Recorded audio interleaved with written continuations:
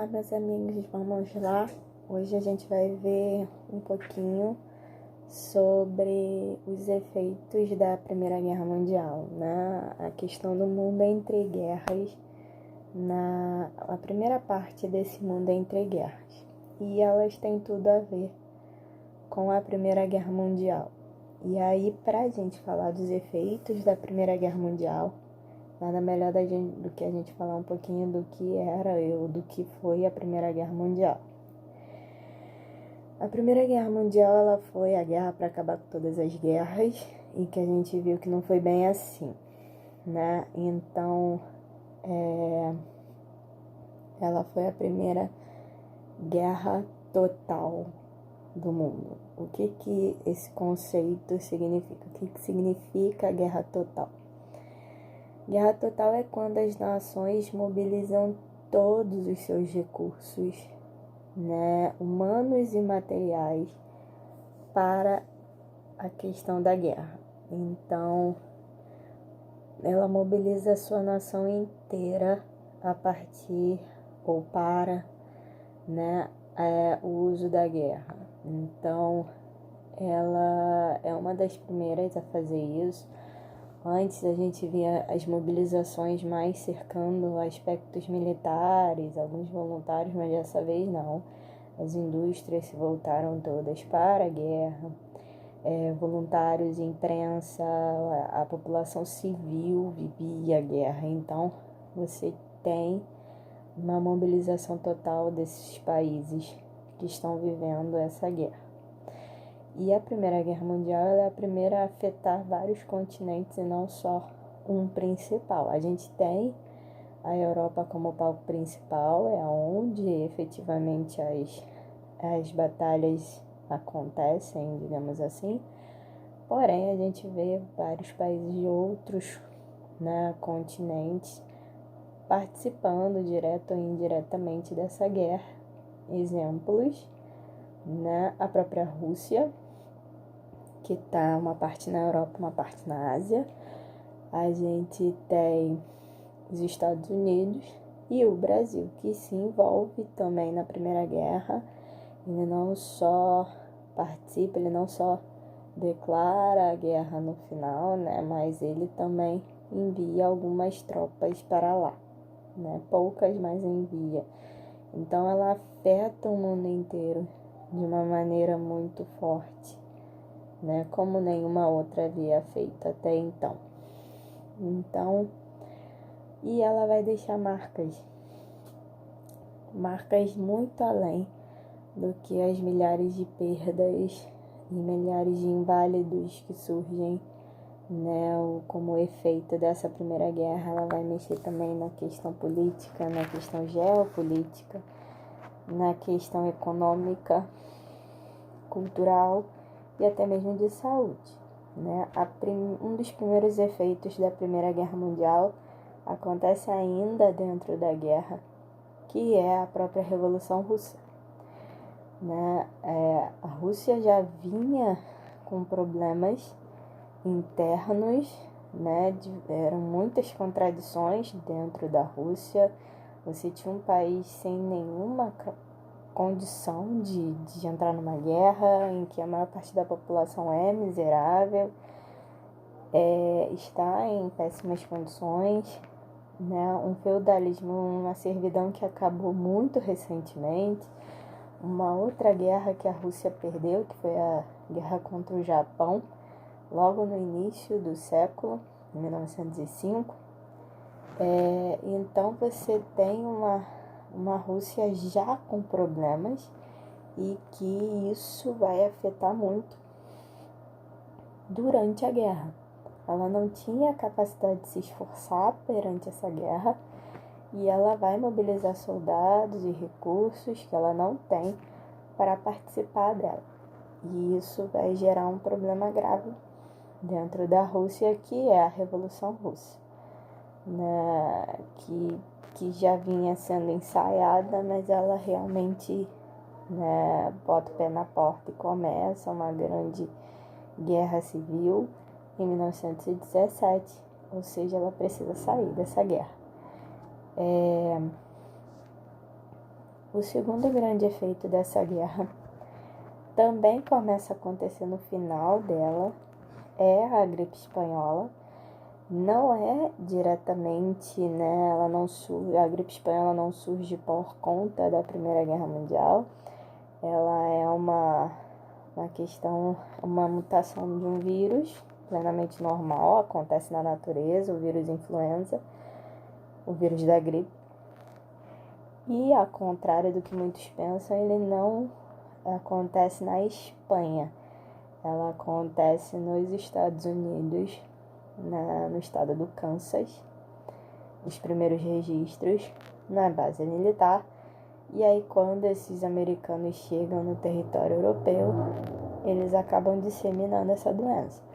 Como a população da Europa também já estava extremamente fraca imunologicamente, a alimentação era muito pobre nos tempos de guerra, eram umas sopas ralas de leguma muito rala, o exército já estava cansado também, as pessoas já estavam com o psicológico afetado.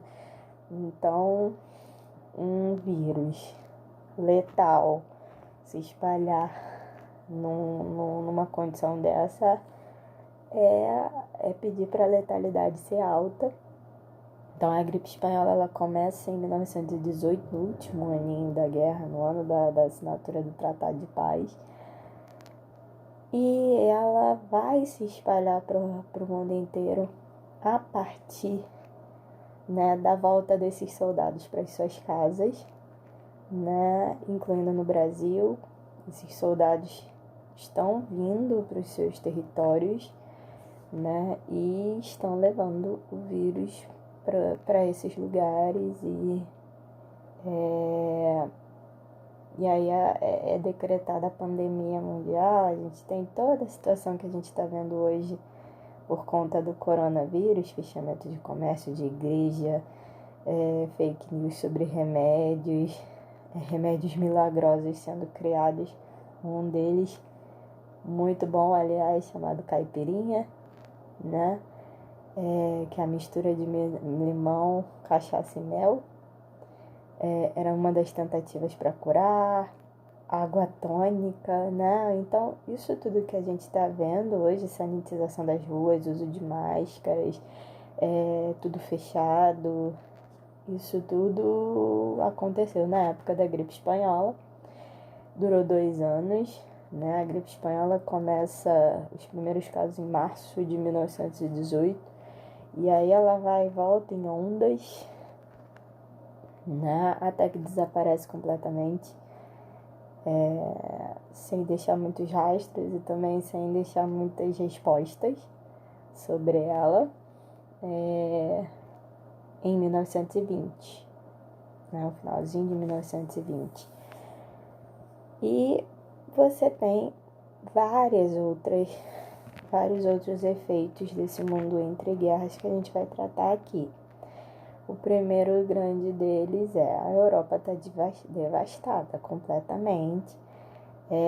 Os países europeus, né, estão com suas economias arruinadas, o seu território cheio de trincheiras, esburacado, minas, destruído, e ele precisa de ajuda para reconstrução, né? Ele precisa de ajuda financeira, ele precisa de recursos, ele precisa de tudo praticamente. E aí o que nós vemos é um país que participa dessa Primeira Guerra, mas que lucra muito com ela, principalmente porque ela não foi no seu território, que é os Estados Unidos.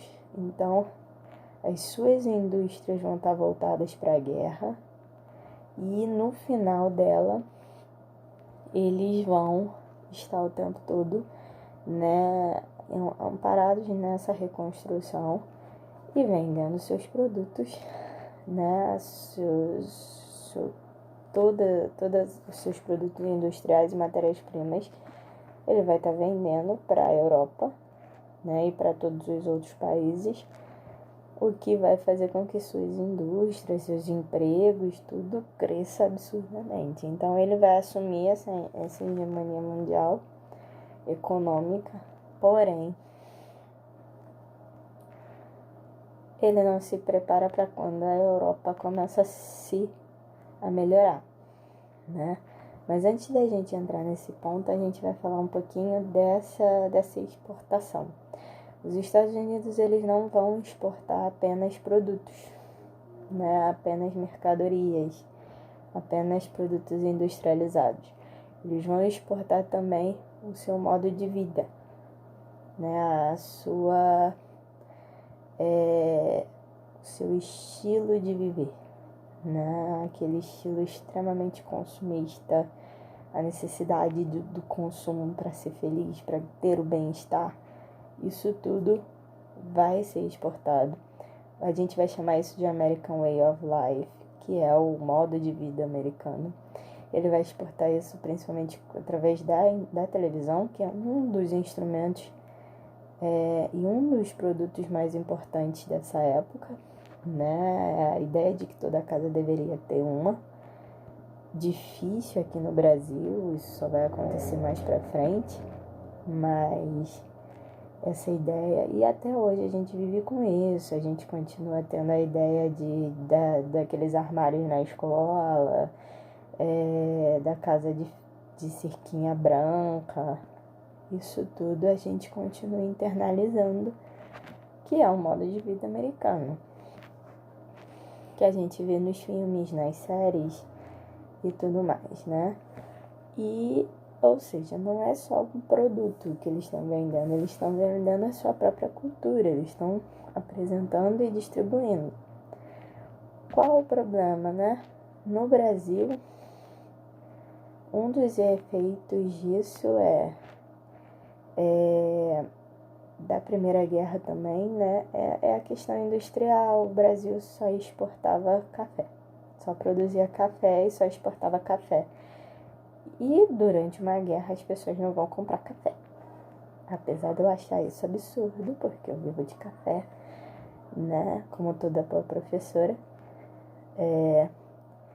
Porém, o café é um item que não é essencial para a maioria das pessoas.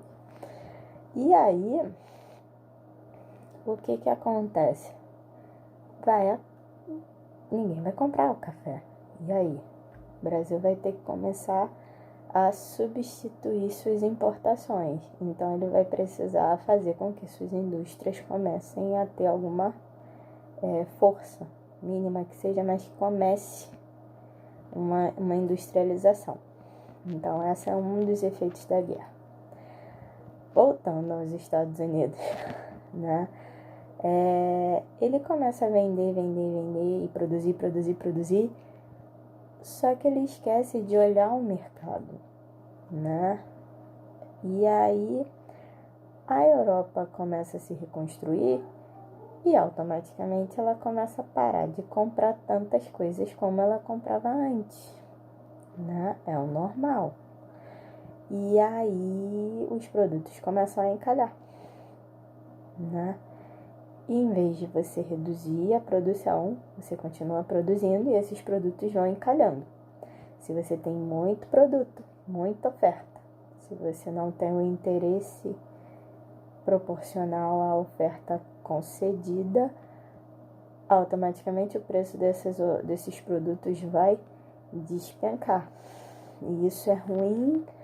Parece que não é ruim, mas é ruim para as indústrias porque gera demissões, né? Ela já não vai lucrar como era antes e vai despedir as pessoas. Despede as pessoas, essas pessoas não têm condições de comprar, então os produtos continuam encalhando. Ou seja, você entra num círculo vicioso, né? Em que esse mercado liberal ele não consegue mais se autorregular. E aí você tem a crise de 29, que é uma crise de superprodução. Muito produto e pouca procura, pouco consumo. Como você quebra isso? Né? Como você acaba com uma crise desse gênero? Entra aí o Keynes, né? E o keynesianismo, através da figura do Frederick Roosevelt, que é eleito nos Estados Unidos, e ele vai colocar um New Deal, um novo acordo, né? Esse novo acordo ele vai estar colocando a partir da necessidade do Estado intervir, já que as empresas estão falindo, as pessoas estão desempregadas, não tem dinheiro, ninguém consegue investir nada. Como é que a gente vai fazer? Então o Estado passa a investir, o Estado passa a gerar empregos, né? E pagar, e conceder auxílios, e conceder empréstimos, e fazer obras públicas para gerar empregos, e assim, através disso, você faz com que a economia volte a girar, né? Então você vê uma resposta no mundo inteiro, que é uma maior intervenção estatal nessa economia, o que vai levar a um Estado mais forte, né? Mas principalmente um Estado extremamente consumista. Tranquilinho até aí? Esse Estado forte vai ter uma alternativa, que é o tema provável do nosso próximo vídeo sobre esse assunto, né?